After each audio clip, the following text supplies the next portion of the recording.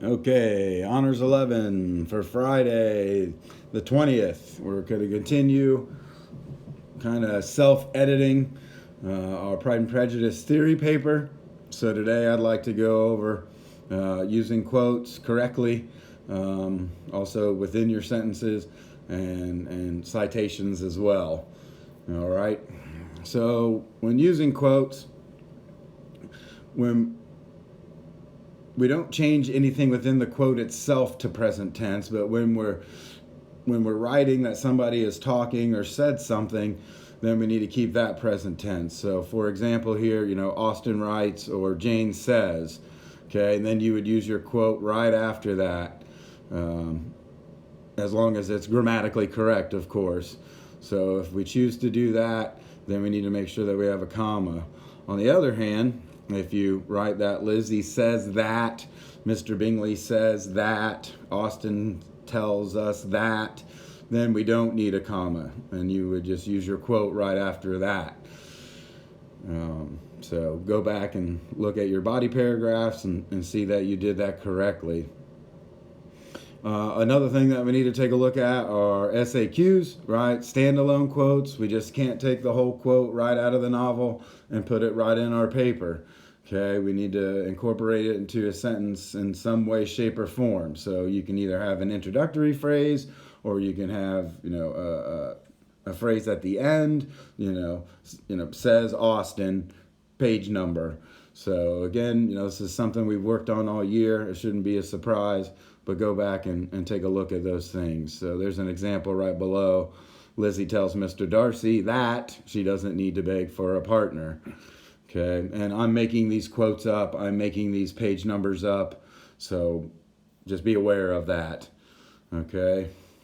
Another thing we need to do, since we're going to have, at least, 3 to 5 quotes in each paragraph, is that we're explaining those quotes. So you just can't tell me the idea and show me how we saw it in the novel.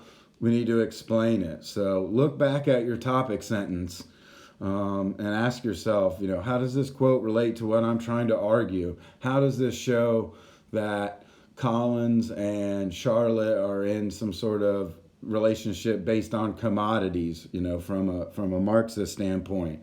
Or how are they showing us that Jane is a good girl based on the feminist idea? Okay, and again, Jane doesn't represent a good girl. We can apply the good girl idea to that character.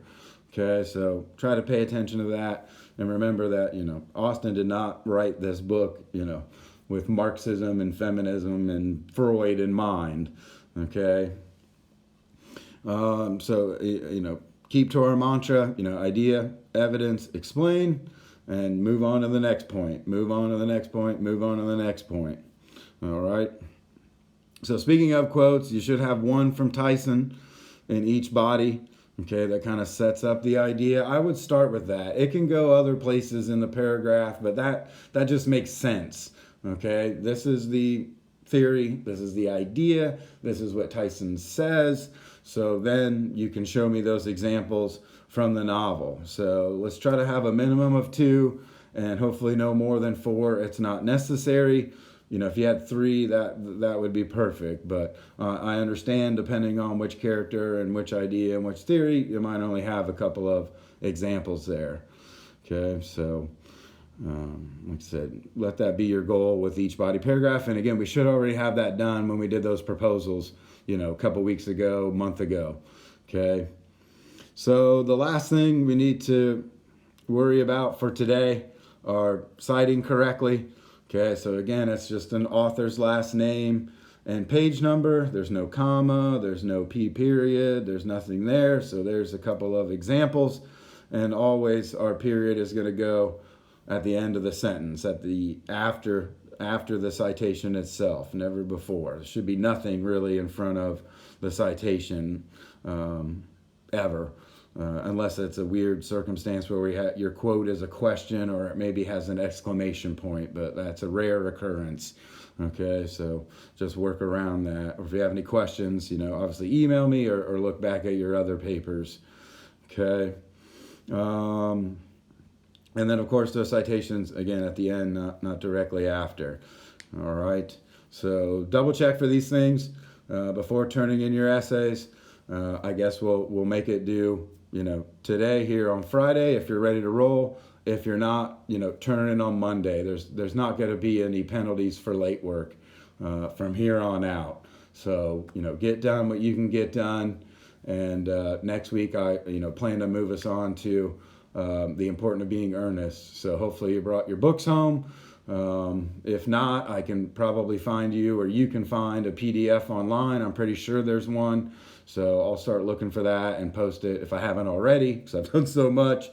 And that's where we'll pick up next week. You'll have a short reading assignment, and some things to focus on each day. So that's what's coming down the pipeline next week. So as always, if you got questions, concerns, email me. Look back at your other stuff, and we'll press on, people. We will press on. So do the best you can, and let me know if you have any questions. Thank you.